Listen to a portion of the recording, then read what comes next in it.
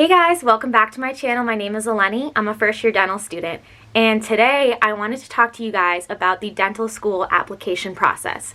The application is opening May 12th, and I thought this would be the perfect time to talk to you guys about the application process, kind of go in depth about all the different parts, tell you guys what you need to have prepared, and give you guys some tips and tricks along the way. So without further ado, let's get into it. Okay, so let's start with the basics. So the application is going to be opening on May 12th, and the first day that you can submit is June 2nd. So that means that on May 12th, you're going to be able to log on and you're going to be able to start filling out your application. So my number one advice, my biggest tip to help you guys with your application process is to start filling it out as soon as possible. So May 12th, log on and start filling it out. Start checking it over during those few weeks before June 2nd. And then as soon as June 2nd comes along, just submit it as soon as you can. And that's going to help you the most because the dental application process is a rolling process, which means that the dental schools are going to start looking at your applications as soon as they come in. So if you submit earlier on, they're going to be looking at your application earlier, and so that's going to give you a better chance to get in. And I'm not saying that if you apply early, like, you're going to get in, and if you apply late, you're not going to get in. Of course, you know, you can still apply late and you're still going to get in. It's just going to give you a better chance if you apply early. So that's my biggest thing, is applying as soon as you can. And my next thing is I actually still have my folder from when I applied. I have everything in here. Everything is saved. And so that's going to be my next biggest tip, is make sure that you're saving all of this information. Make sure you save all your passwords. Have it either like on your phone or your computer, or write it down on a piece of paper. Keep it in a folder, just so it's easy for you to find everything, and you're not having to like go around like looking for stuff and searching, or like sending that email, did you forget your password? So just have everything saved and in a folder, have everything organized. I had a folder on my computer, and then I also had this folder, so I had everything in my hand and also saved on my computer. I actually do have another video that I did on personal statements, and I talked about this before, so if you guys haven't watched that video, go watch that. And I briefly talked about the application process in that video, but for this video I want to do a more in-depth look at the application process. So that's the first couple of basic things. Now I want to share with you guys my screen on my laptop. And so what you guys are going to do is, all you have to do really is just type in dental school application, and then you're going to go to the application to dental school ADA ADSAS. So you're going to click on that. And basically the ADA is the American Dental Education Association. So if you go down, you're going to see here that it says apply to ADA ADSAS. And if you go a little bit further down, you'll see all the important dates. So May 12th is when the application opens, and then you see June 2nd is the first day to submit. And okay, so if you go back up and you go to apply and you just click that, it'll take you to the application and where you're going to log in, sign in, and make your login. So if I just go in, because I think I already have my password and everything from when I originally applied. I don't know what it'll look for you right when you guys go in, but if I go to my application, and you guys are going to see that there are 4 different sections to this application. You have your personal information, your academic history, supporting information, and program materials. So basically the personal information is just a bunch of easy things. Biological information like your name, your sex, your birth date, and then they're also going to have contact information, your citizenship, environmental factors, your family situation, childhood residency, high school situation, relatives in dentistry. So there's a bunch of pretty easy questions that are going to be in this personal information. You also have your parent and guardian information, your race and ethnicity, and some other information. So in the next section, you have your academic history, and this is where you're going to put the high schools you've attended, the colleges and universities you attended, and the transcript entry. And so for the transcript entry, this is when you're going to put in all of your classes and all of the grades that you're going to be putting in. So let's see if they'll actually let me do this right now. So I went to Boston College, so you're going to go in, pick your school, and I obtained a degree from there. Let's see, if you're applying, it's going to be in progress. So you fill out all this information. I'm not going to go on. But then you're going to have your transcript entry. And so this is when it's important to get your transcript sent to your house ahead of time. And they do have this thing where you can pay to have someone else enter it for you, but I would just do it yourself. It's going to be tedious, but you can just do it yourself very quickly. And if you have the transcript already right in front of you, it's very easy to just do it right ahead of time. And I actually have my transcript saved in my folder, so it's all in my little folder here, so I can just quickly grab it, and I was able to just fill out the transcript online very easily. And then you also have your standardized tests here, so this is where you're going to put in your DAT score. And the important thing to remember for the transcript entry is that you want to check it a couple of times, because if you do miss a grade or something, or if a class is put in wrong, they are going to have to contact you and ask you to clarify, or like make sure, they're going to ask you something about it. They're going to have to email you. So that's going to delay your process. So you want to make sure that you're putting in everything exactly right, and then everything will go smoothly. If you are making mistakes on things, then it's going to delay the process a little bit. Okay, so let's go back out. So after your academic history, you have the supporting information section. So you have evaluations, experiences, achievements, licenses, and personal statement. So this is going to be the biggest section that you want to be preparing for. So evaluations is when you're going to be asking your professors to write letters of recommendation for you, so you can either have individual ones or the committee letter request. So you're going to have to be doing this way in advance, probably in the fall, and you want to ask those teachers that you're really close to, that you did well in their class, that you went to get extra help from them a lot, and teachers that really get to know you well. So that's going to be your letters and your evaluations. And then your experiences. Okay, so here you can see I just clicked on the definitions of the experiences, and here you can see the different types of experience types that you're going to fill in for. So you have academic enrichment, which will include any pre-dental days that you went to. Okay, so you put in academic enrichment, which will include pre-dental days, dental experiences, so that's if you either assisted or if you went on a experience where you did volunteering, you can put that in there. Dental shadowing is going to be all your hours that you put in. Certain schools are going to require different types of shadowing, so you're going to want to look that up. But I think it's usually around 70 hours, 40 hours with a general dentist, and then however many with a specialist. But you want to get as many hours as you want. 70 is like a minimum. You want to get a ton of hours. And I think I did mine over the summer and just kind of banged it out. And if you can do it during the school year, but the summer is probably the best time to do that. And then you also have employment, extracurriculars, research, and volunteer.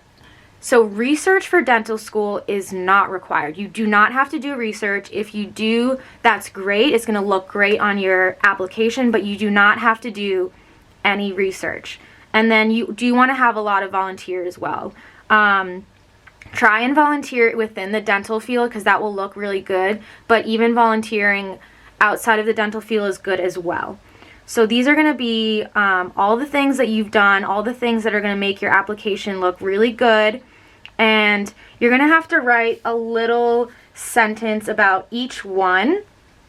So you want to make sure that your description is good, it's clear, concise, and that's something you're going to want to check over and over again to make sure that it is well written. And then after experiences, you have your achievements. So this is going to be any awards you got. So I put in my National Honor Society from high school. I didn't really have anything else to put there, but like if you reached honor roll or something, I think you can put that, or like the dean's list, I think that's where you put that. Licenses, so if like you're maybe you have like a dental assisting license, maybe you put that in there, something like that. And then you have your personal statement.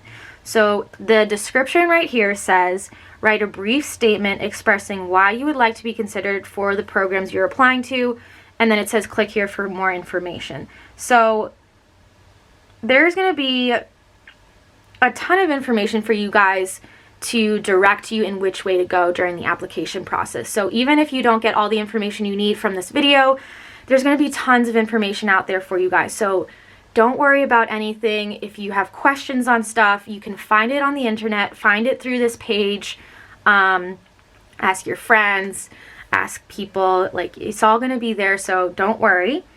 So some of the requirements, I'll just read it really quickly. Keep your topic general. Do not exceed the maximum length. I had trouble keeping it to a minimum. I actually wanted to write more, so don't worry about reaching that length.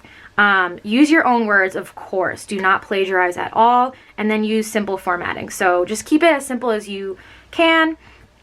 Write from your heart. Like I said before, if you watch my personal statement video, you guys can go back and watch that. I'll link it down below for you guys. But personal statements should be from your heart. Everything that you've experienced in the dental field that brought you to applying. So that part is probably one of the most difficult parts, but you know that that's going to be there. So I personally advise starting your personal statement in January. Way ahead of time, so you get plenty of time to write it, have people look at it. So if you haven't written it yet, start writing right now. This is something you can do before it even opens. And if you're watching this after the application process, maybe you're applying for next year, start writing it in January before you apply. That's my other biggest tip. Write your personal statement ahead of time, and all of this supporting info that I told you about, your experiences, you can start doing that ahead of time as well. I actually have my resume with me, and then from my resume I picked out the experiences that I wanted to talk about, and I also would write little blurbs for everything ahead of time, and I started that like way back in like February or March or something like that. So that's something you can do way in advance. And then for the last section, program materials. Oh, okay, so this is when you're going to add the schools that you want to apply to.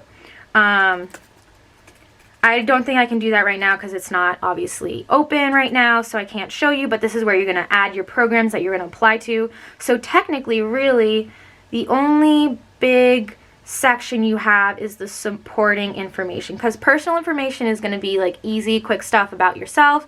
Academic history is also like quick and easy. You do have the transcript entry there that will take you a little bit, but if you have your transcript with you ahead of time, you're going to be fine for that. And then supporting information, you can also do all of that ahead of time.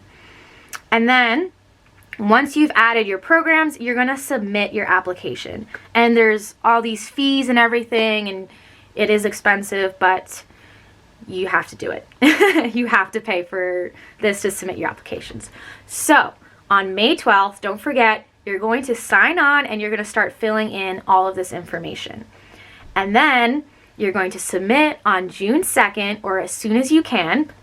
So in those few weeks between May 12th and June 2nd, fill it in, check it over and over again. I would say work on it like every day if you can. You want your application to be perfect by the time you submit. You don't want any mistakes in anything, no grammar mistakes, no writing mistakes. like I said, for the transcript, you want your transcript to be perfect, because if there's any mistakes in that, they're going to have to email you, and then that's going to delay your process of your application being processed. And I read somewhere that it takes about 4 to 6 weeks to be processed, so your application goes in on June 2nd. It's going to be mid to late July, that the schools are going to see it, and then by August is usually the first time that you're going to be getting interviews. And so it starts in August all the way to December 1st. I think it's in this little list they have here. December 1st is dental school decision date release, and it will go all the way until dental schools start, because they do, I think interviews go all the way until like February or March. So if you don't get an interview in August, do not freak out. Interviews go all the way until the next year. I think I had my interview at Tufts in February. So it is a long time of waiting. It's very stressful, but don't worry, just, you know, relax. You have to be patient. And yeah, so it says here you have until February 3rd to submit your application. Do not submit it on February 3rd. Submit it as soon as you can in June. June 2nd is when I say you should apply, or the 3rd, but you want it in as soon as possible. And then you also have on this application, you have check status. So obviously there's nothing here for me right now, but you're probably going to be checking this every single day because you want to know what's happening. And then once you submit, schools will send you secondary applications if they have them. So they're going to ask you for more money, probably another essay. So that's something that you're going to be constantly checking, and that's going to be more work for you to do. And so that's everything I can show you here on the application. So I'll stop sharing my screen and then start talking to you guys right here.